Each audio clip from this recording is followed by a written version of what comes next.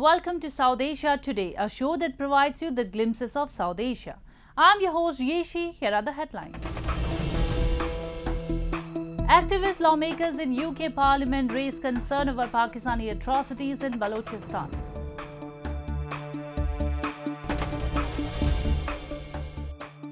India gives disaster relief materials to Nepal.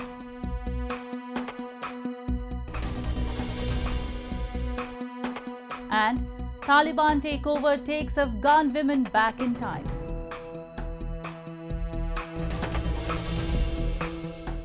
Let's begin the show with the issue of enforced disappearances in Pakistan's Balochistan province. The people here are continuously facing tortures, abduction and extrajudicial target killings. To keep that volatile situation in mind, various political activists and lawmakers recently held a meeting in the UK Parliament on the human rights violations by Pakistan in Balochistan. We have a report. Over the years, Balochistan province of Pakistan has faced worst human rights violations. The region, which locals claim was occupied by Pakistan in 1948, has been struggling for their freedom. As part of its counter-liberation strategy, Pakistani forces have been violating human rights and committing war crimes in the region that has led to the killing of thousands of Baloch civilians and activists. The people of Balochistan, a large number of whom have migrated to Europe, have been telling the international community about their sufferings, but the world remains silent. With an aim to discuss some important issues in Balochistan, political activists, experts and lawmakers of the UK Parliament recently held a meeting and discussed the human rights abuses by the Pakistani army in Balochistan and deplorable condition of the Baloch people. This is one of the first times that any meeting has taken place in the British House of Parliament on Balochistan. So it's a very important, significant first step towards engaging more members of the House of Commons and the House of Lords in exposing Pakistan's human rights abuses and war crimes in occupied Balochistan. I hope that out of this meeting we will be able to engage with more MPs to put pressure on the government, in particular to crack down on arms sales to Pakistan and on civilian aid until Pakistan starts respecting human rights. Cases of enforced disappearances are endemic to Pakistan. Experts believe that the missing persons may be dead or they may be interned locked in some detention centers of dubious legality. According to the Commission of Inquiry on Enforced Disappearances, more than 7,000 enforced disappearances occurred in Pakistan since 2011, with over 700 enforced disappearances in 2019 alone. Such kind of disappearances in Pakistan are mainly based on the victims' ethnic and religious backgrounds. We Baloch and Sindhis have done a crime, and that is why we are being punished. And our crime is that 80% of wealth of Pakistan comes from nowhere but Balochistan and Sindh. Because the entire geostrategic importance of Pakistan entire that comes from Balochistan. While thousands of Baloch have been abducted and disappeared since its legal occupation, hundreds of others have been eliminated in the line of Pakistan's kill and dump policy. It is a tool by the Pakistani state to silence the oppressed people of the poor province. Families of the disappeared people suffer significant harm. They live with continuous uncertainty about the fate or whereabouts of their loved ones. The Pakistani establishment is now practicing the method of enforced disappearance in abroad on the Baloch diaspora as well. Moving on, India and Nepal enjoy excellent bilateral ties. Whether it's cultural, political, trade or economic engagements, India has always played an important role to support its neighbour. To further strengthen the age-old alliance between the two countries, New Delhi has recently sent relief materials to Kathmandu amidst monsoon season in the Himalayan nation.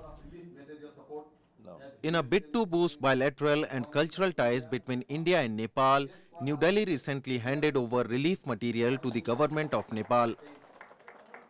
Every year, the Himalayan nation faces a natural disaster during the monsoon season, and the relief material will help cope with the situation. This comes in line with India's outreach program towards its neighbors, of which Nepal is an essential part and a favored partner. Our friendship between Nepal and India is unique in itself, and the humanitarian assistance and disaster preparedness and response support has always been instrumental in saving lives and providing needful relief support to disaster affected people in Nepal. The continual support of Government of India to Nepal very praiseworthy. We demonstrate the good relationship between the two nations, fostering people-to-people relation. I would like to express my gratitude to the Embassy of India in Kathmandu for their coordinating and facilitating role in this humanitarian assistance cooperation and everlasting friendship between Nepal and India. The relief material includes 3,000 tents and 10 motor inflatable boats. Indian envoy to Nepal, Naveen Srivastav, expressed that this timely supply of relief material is optimally utilized by concerned agencies to ensure its maximum benefit by timely distribution and efficient utilization. हम सब जानते हैं कि प्राकृतिक आपदा बाढ़ जैसी हर वर्ष भारत और नेपाल में क्षति पहुंचाता है। इससे कई लोगों की जान माल को भी खतरा होता है। इससे निपटने के लिए और इससे पूर्ण रूप से इसका निवारण करने के लिए एक तरफ तो हम भारत और नेपाल मिलकर बाढ़ से पहले क्या नियंत्रण किया जा सकता है वो काम करते हैं, पर कभी-कभी बाढ़ की वजह से नुकसान भी होता है, तो उस नुकसान को भरपाई करने के लिए हम किस तरह से मिलजुल कर काम कर सकते हैं, ये भी हम कई सालों से करते रहे हैं। India has said time and again that it will continue to push for policies that are beneficial for both the countries and will assist its neighbor during any crisis. Although the India-Nepal diplomatic relationship was formalized in the 1950s with the Indo-Nepal Treaty of Peace and Friendship, the trade and people-to-people connections between the two neighbors have been in existence and have flourished for centuries. While acknowledging India's efforts for the people of Nepal, Kathmandu too has maintained that India is one of its oldest and closest allies, and it has resolved to further deepen ties in the future. Now we take a look at some happenings in Asia in a segment called Asia Watch. More than 1,200 bakeries in South Korea shut down in the first half of this year due to the soaring prices of flour and other ingredients. The price for a bag of 20 kg flour doubled from that at the beginning of this year, surging to more than $22.3 in July. Apart from that, rising prices of butter, sugar and wrapping paper reduced bakeries' profits to less than 10% from about 30%. Small owner-operated businesses with a single purchasing channel feel the most weight of price fluctuations, as buying and storing flour in advance is not an option for them. Even with multiple suppliers and a large flour stock, chain bakeries are struggling as well. One chain bakery in South Korea raised the prices for more than 80 products last week, the second price adjustment so far this year. The depreciation of South Korean won against the US dollar, which reached the lowest level in 13 years on Tuesday, made wheat imports from the United States much more expensive, leading to higher costs to local bakeries.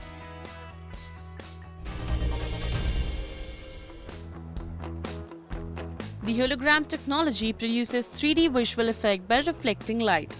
This holographic image moves three-dimensionally and even shows all the details. Metaverse technology, which uses virtual reality space for business, is attracting attention worldwide. ペッパーズゴーストという原理を使ってまして、上から投影したものがこの斜めの面に対して反射をして奥の方に映って見える、それで浮いて見えるようになってます。それを我々は疑似的なホログラムとして呼ばせてもらってます。空中に浮いたような表現ができる。そしてこれが今コロナ時代なんですけども、タッチでちょっと触っていろんなコンテンツを切り替えることによって実際展示できないようなものとかもどんどん見せれるようになってます。It is a motion tracking technology that personifies human movement. The movement of a fictional character called an avatar is the same to the movement of real human. This is a 3D degree projector. Live distribution can be performed by connecting with smartphone application. Metaverse technology uses virtual space businesses and is creating a near future image that can produce movies and TV program. It is attracting eyeballs worldwide.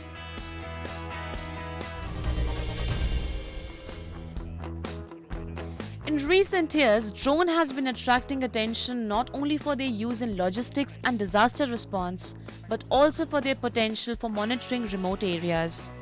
In Japan, a level 4 system will begin by the end of this year. This system allows a drone to fly in area where the operator cannot see it. Therefore, telecommunication and system management companies have been entering into the drone industry. KDDI is a major Japanese telecommunication company. Its subsidiary, Smart Drone Corporation, applies the advantage of telecommunication company to develop system that can control drone in remote areas. By establishing this system, it makes lower the time and cost of management and inspection. As remote operation of drone becomes more common, port for drone to take off and land will become necessary. モバイル通信を使ってドローンを制御する、そしてそのためのシステムというのを作っています。で、何ができるようになるかと言いますと、例えば今回のように東京にいながら、千葉にいながらですね、全く違う県には遠くにあるようなドローンを遠隔で制御できるようになるというところをですね、そういったサービスを構築をしています。建設現場の進捗管理ですとか点検というところをですね、そういったところではですね、普段人をどこも送り込んでというところでかなり人手もかかるし時間もコストもかかっているところをですね、現地にドローンを設置してそれを巡視するような形にすれば省人化サービスというのが実現できるというところで、検討をしています。でそれ以外にもですね、自然災害発生した時の監視ですとかインフラの監視、あとは河川だとか湾岸の監視にも使えるというふうに思っています。The deregulation of drone and the development of the technology will encourage the entry of other fields in the future, not only in the fields of disaster management and logistics, but also in other fields, leading to raise up the bottom line of each industry.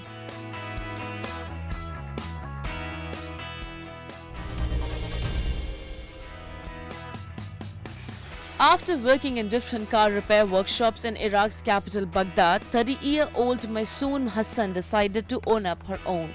Hassan started to learn the trade with her father when she was a teenager. Since he passed away, Hassan now provides an income for her family. According to Hassan, more than half her customers are women. She hopes she can develop the garage to include more women mechanics and serve more people.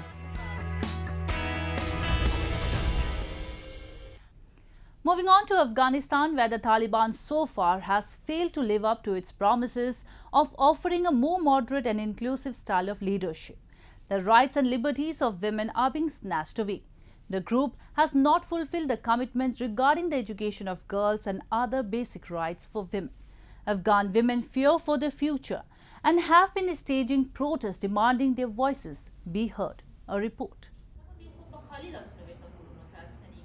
The women you are watching on your screen are not Islamic religious preachers. They are female Afghan TV presenters who have been forced by the Taliban to cover their faces. The Taliban's policies have rapidly turned many women and girls into virtual prisoners inside and outside their homes. واقعا وقتی که گوینده خبر میخوانه و یا هم اطلاع رسانی میکنه باید از هر لحاظ ذهنن یا آرام باشن و حقایق به مردم برسانن. امروز ساعت 3 ما در ماسک واقعا برنامه را تیر کردیم که در طول زندگی خود قسم برنامه را تیر نکردیم. After returning to power in 2021, the Taliban initially claimed that they had changed their policies on women's participation in society, but this proved to be false. Reversing years of women's achievements, The Taliban deprived millions of Afghan women of their right to education, ousted tens of thousands of women from jobs, and banned women's businesses and any form of activism. Women are denied access to healthcare unless accompanied by a man. The Taliban has put gender apartheid into effect. There is an upsurge of domestic violence cases, which has further increased the plight of Afghan women throughout the country. The future of women in Afghanistan seems dark under the all-covering veil. Those who were earlier attending schools and colleges have been forcefully redirected towards hijab shops. ما سابق هم حجاب میفروختیم اما قدر نیالم قیمتا بلند رفته و هم حجابا روزانه خانما میان حجاب زیاد میخرن حجابای رنگ برنگ میخرن به خاطر که محدودیتی که امارات اسلامی سر بانوان گرفته که باید چادری بپوشن و حجاب کنن و چی زیاد فروشات داریم در بخش حجاب و دخترها زیاد میان میخرن قیمتا بالا رفته. A return to the Taliban's past hardline policies and escalation of restrictions on women are causing anger at home and abroad. It is so hard to imagine how so much has changed for so many in such a little time. The Taliban have crushed the women of Afghanistan and have plunged them into the dark ages again. Where once there was hope for women playing a central role in society, there is now hunger, destitution, and violence. Afghan women are urging the international community to step in and save them from the Taliban's mounting oppression. Rights groups are calling for help for the women of Afghanistan who are struggling to survive every single day and are staring at a future devoid of any hope. Now we move on to our cultural section. Today we take you to immerse in the celebrations of the much-awaited Karchi festival in India's Tripura state. Involving the worship of 14 gods, the week-long festival is a royal ritual that attracts thousands of devotees. Take a look. Every year on the 8th day of the new moon in the month of July, India's Tripura state gets soaked in the colourful celebrations of the famous Karchi festival. Predominantly a tribal festival, but it owes to origins to the Hindu religion. Devotees and sadhus across India and Bangladesh take part with great enthusiasm. The rituals of holy event is held at Old Agartala in the premises of Chaturdasha Devta temple. It involves the worshipping of 14 gods that comprise the dynasty deity of the Tripuri community. These deities only have heads and not the whole body. Derived from the word Kya means earth, Karchi festival marks the cleansing of Amapechi, which is the female cycle of the earth goddess. এই হলো আমাদের দৃষ্টিভঙ্গিতে আমরা মায়ের প্রতি যে আমাদের শ্রদ্ধা ভক্তি সেটাকে আমরা অটুট রেখেই আমরা এখানে সমবেত হচ্ছি। On the first day of the festival, the 14 gods are taken from the temple to the Saidra river. After bathing them in the holy water, they are again brought back to the temple. The deities are then decorated with various flowers and vermilion is put on their foreheads. During the puja ceremony, only the Chantai and royal family are allowed to present, as the complete rituals are kept as a religious secret. Though the festival customs are completely related to the authentic Tripuri traditions, however, everyone else are always welcome to enjoy this celebration. एक ही उद्देश्य है, एक ही target है कि सब ठीक ठाक रहे, अच्छा रहे। हम लोग जो आए हैं इधर हम अच्छे से बिताना चाहते हैं। फिर इस जन्म का उस पार जो है उधर के लिए भी प्रार्थना हम करता है कि उधर भी हमको देख के रखो ईश्वर, हमको कोई कष्ट दुख न पहुँचे। तुम्हारा ऊपर हमारा जो पूर्ण विश्वास है इसमें हमारा मोती स्थिर रखो। As per the legend, the 3,000 years old tradition was started by the king Trilochan of Tripura, who established the 14 deities and led the Karchi puja.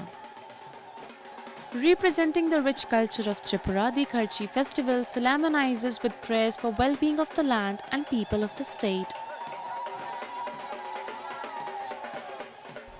It's time for me to wrap up today's episode. We will be back next week at the same time.